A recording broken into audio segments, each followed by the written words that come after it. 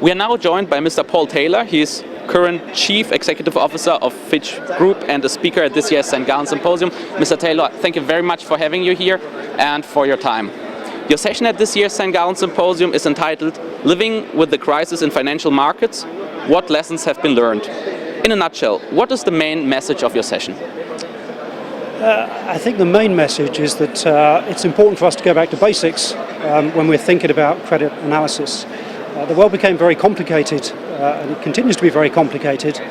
I believe it's important for us to think about some of the just fundamental basic questions of when you look at a situation, a company, a transaction, and use that as the starting point versus jumping straight into the technicalities and details of the situation.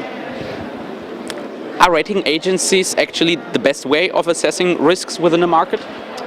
Well, rating agencies are one way of assessing risk, and in fact we only assess one particular type of risk, which is credit risk.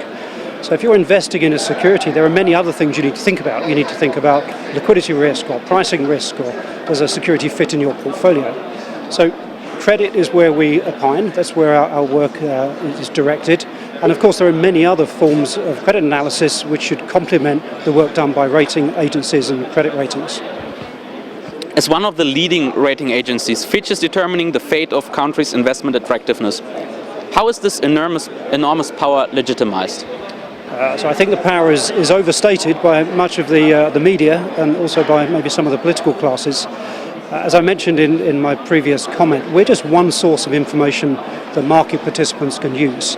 I think we're a source that's been proven to be, by and large, accurate over time, or it's been something that has been a good indicator of relative credit risk. But we're certainly not the only thing that people should be thinking about, and therefore the idea that we have this enormous power is maybe slightly far from the truth. An alliance of European politicians and private sector actors are constantly forcing the establishment of an European rating agency.